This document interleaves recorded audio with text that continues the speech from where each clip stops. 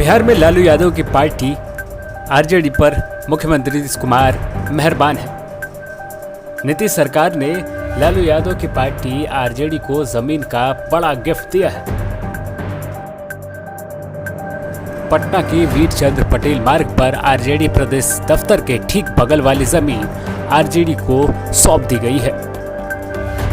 जैसे ही जमीन का कागज आरजेडी को हाथ लगी, आरजेडी के प्रदेश अध्यक्ष जगदानंद सिंह पार्टी नेताओं के साथ चाबी लेकर पहुंचे। हजारों वर्ग फुट की खाली जमीन के बाहर लगे ताले को खोला गया।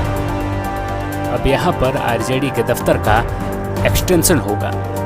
आरजेडी को मिली जमीन पर तेजस्वी यादव क्या कुछ कहते नजर आए, वो भी हम आपको सुनाते हैं। स्पेस जो है सब पॉलिटिकल पार्टी से सबसे ज्यादा कम राष्ट्रीय जनता दल का ही था, और अभी भी इसको भी मिला दे तो भी कमी है। लेकिन ये बगल का जमीन था, और पूर्व में ही जो है जब हम लोग विपक्ष में थे तभी इसकी मांग की गई थी, वो तो आप लोग सब लोग जानते ही।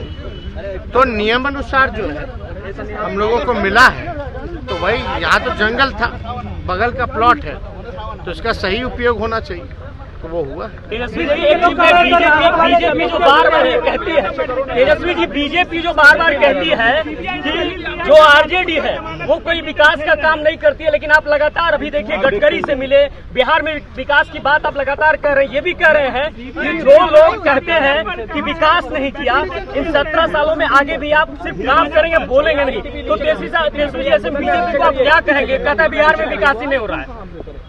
वो भूल गए हैं कि केंद्र में सरकार जो है वो एनडीए की है, बीजेपी की है, और 2 करोड़ रोजगार देने चले थे। उसका क्या हुआ? यहाँ तो 5 लाख लोगों को सरकारी नौकरी का जो है लगभग 3-4 ही डिपार्टमेंट से तय हो गया, और 1,75,000 जो देश भर में किसी भी राज्य से ज्यादा जो है बहाली जो है वो निकाली गई। बता दो दूसरा राज्य कौन सा हो? और जो 10 लाख नौकरियों की बात किए थे वो तो हम लोग कमिटमेंट करेंगे। इंफ्रास्ट्रक्चर के मामले में सबसे ज्यादा नंबर 1 पे बिहार है इंफ्रास्ट्रक्चर डेवलपमेंट को लेकर के। जीडीपी में जो है डबल डिजिट में हम लोग आ गए, उसमें सबसे अव्वल राज्य हो गए जीडीपी में, जो उन्हीं का आंकड़ा हो। तो जब जीडीपी में सबसे ज्यादा पूरे देश में सबसे ज्यादा बिहार सबसे आगे है, तो इन लोगों को क्या समझ में आता है? देश की स्थिति देख लीजिए, बांग्लादेश से भी पीछे चले गए, नेपाल से भी पीछे हो जाएंगे थोड़े दिन में, ये भाजपा के राज में क्या स्थिति हो गई है।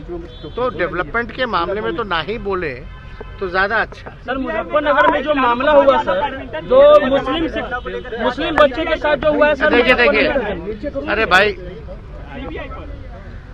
आप एक बात समझ जाइए कि ये सारा कोर्ट का मामला है, और कोर्ट का मामला है तो हम लोग कोर्ट में ही जवाब देते हैं। और जहाँ तक खेलने की बात, कोई इलाज करा के आता है तो परहेज तो बहुत चीजों से करना होता है। लाइफ लॉन्ग उन लालू जी को दवा चल रहा है, और सुन तो लो ना भाई, लाइफ लॉन्ग चल रहा है।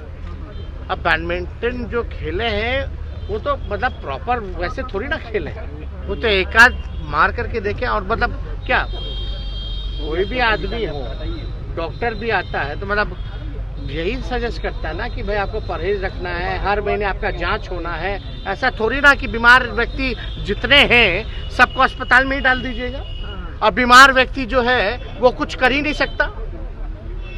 मतलब ये कोई गलत काम है क्या? कोई परहेज है क्या? खाना, उठना, बैठना, मिलना जुलना, मीटिंग क्यों नहीं कर सकते हैं भाई?